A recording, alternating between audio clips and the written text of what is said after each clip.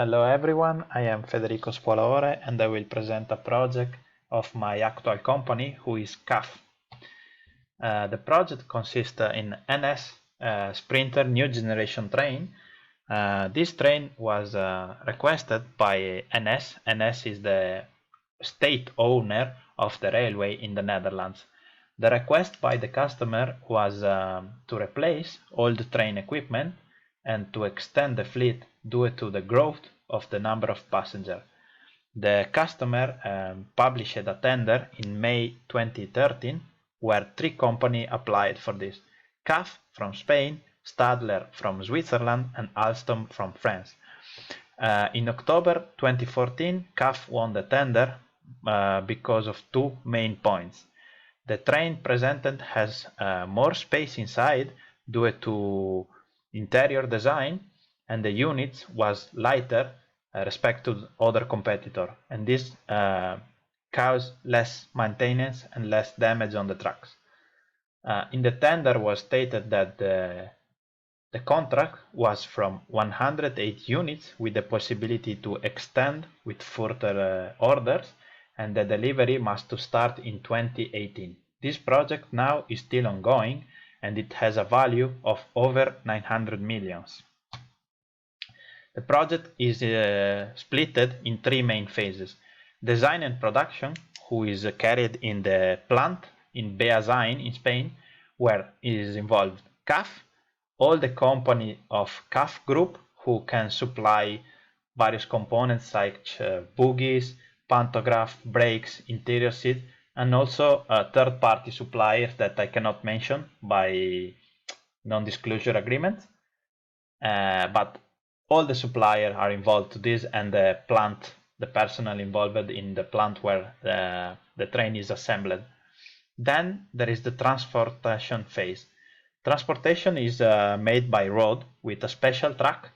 So the company involved are, of course, customer and supplier, in this case CAF and NS, but more important in this phase, the transportation company, the lifting company, who is obliged to position the train on the track, and then local authorities during the transportation, because is a special transportation, is over the limit of size and load, so you need a car from the police to follow you, or an authority to follow you during the nights and to follow the truck, let's say. And we have to do this in three countries, four actually: Spain, France, Belgium, and then Netherlands. And then the final phase is the assembly phase in the Netherlands, that the crane is unloading the train from the truck and positioning on the rail, and then is assembled inside the depot.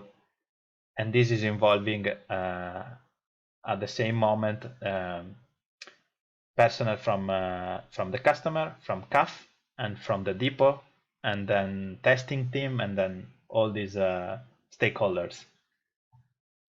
So this project is following the waterfall approach, the most classic one, and there is no other method that can fit this. Is pretty much used in this industry. I think there is no other option also, because is pushing you into this. There is no way to overlap the process. We start with the design, then you start to implement the system in the train, then you start to assemble it, and you cannot start the production when you don't have finished the design. The only thing that is a little bit different from the rest is we can see that we can pass directly from testing to maintenance, or we can do modification. In this case, there is an agreement. For example, I want this train with 3 more wagons because it's a long route, let's say. So in agreement between the supplier and the customer, the train is modified. The modification is sent back to the system design, and then it starts the production of the new units or the different units.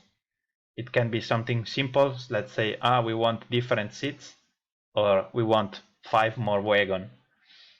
And this is the only difference between the normal procedure, who is going to testing and then to maintenance, or we need to do modification before sending again to maintenance. Thank you. I hope it's clear. I know that train is a little bit different from normal industry, but this is how it is. I put the reference here if you want to look at it. Many data are public. And thanks. Goodbye.